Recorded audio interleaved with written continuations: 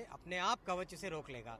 दो ट्रेन अगर एक के पीछे एक जा रही हो तो पीछे वाली ट्रेन को कवच अपने आप एक सेफ डिस्टेंस पे रोक लेगा।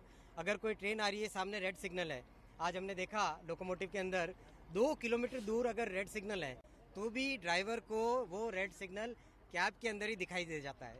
बहुत बड़ा सेफ्टी का फैक्टर है। रेड सिग्नल की तरफ अगर अप्रोच करेंगे। रेल मंत्री अश्विनी वैष्णव का ये बयान करीब 1 साल पहले का है, जब भारतीय रेलवे में कवच सिस्टम को इंट्रोड्यूस किया गया था। लेकिन उससे पहले ही ओडिशा के बालासोर में बड़े रेल हादसे ने 260 से ज्यादा जिंदगियां लीन ली। इस भयानक ट्रेन हादसे ने एक बार फिर भारतीय रेल यात्रियों की सुरक्षा से जुड़े दावों पर सवाल खड़े किए हैं। इस मुश्किल घड़ी में भारतीय रेलवे का वो सुरक्षा कवच चर्चा में है, जिसकी शुरुआत पिछले साल की गई थी।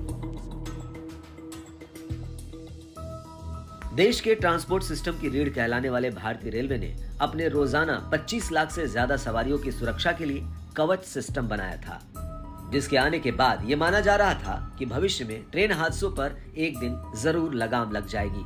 ऐसी उम्मीदों के बीच बालासोर में हुई त्रासदी ने लोगों के दिलों को दहला दिया है।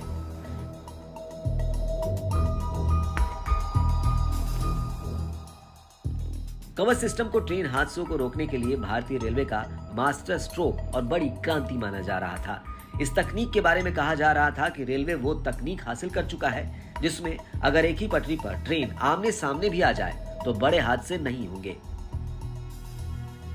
दुर्भाग्य की बात है कि अभी तक इस सिस्टम को बड़े स्तर पर लागू नहीं किया जा सका है। रेलवे प्रवक्ता अमिताभ शर्मा ने कहा कि इस ट्रेन रूट पर कवच प्रणाली उपलब्ध नहीं थी। देखिए, कवच रूट स्पेसिफिक होता है, दिल्ली हावड़ा और दिल्ली बॉम्बे, इस रूट पे ही अभी कवच का मतलब इंस्टॉलेशन चल रहा है, प्रक्रिया में है। और ये जो रूट था खड़गपुर से लेकर के भद्रक और बालासोर कटक, ये रूट पे अभी शुरू नहीं था। वहीं कांग्रेस नेता अधीर रंजन चौधरी ने भी भीषण ट्रेन हादसे पर दुख जताते हुए केंद्र सरकार पर हमला बोला है। उन्होंने सवाल किया कि टक्कर रोधी उपकरणों को लेकर बड़े बड़े दावे किए जाते हैं, लेकिन है कहाँ?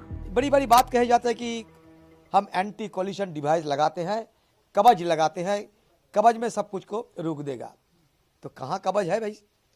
एक के बाद एक 3 ट्रेन एक साथ हादसे में जुट गए, तो कवच कहाँ है? ये आज की इलेक्ट्रॉनिक सिग्नल के सिस्टम में इतने सारे निरीक्षण की सारे हमारे पास धन मतलब सारे हमारे मशीनरीज है, सारे इक्विपमेंट है, सारे इंग्रेडिएंट्स है, फिर भी क्यों नहीं हम सफल हो रहे हैं ये हादसा को रोकने के लिए? गलती कहाँ है?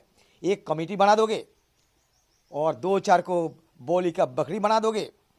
आप जानते हैं कि जो लोग सुरक्षा में सबसे ज़्यादा भागीदारी लेते हैं वहाँ कॉन्ट्रैक्ट लेबर आ चुके हैं।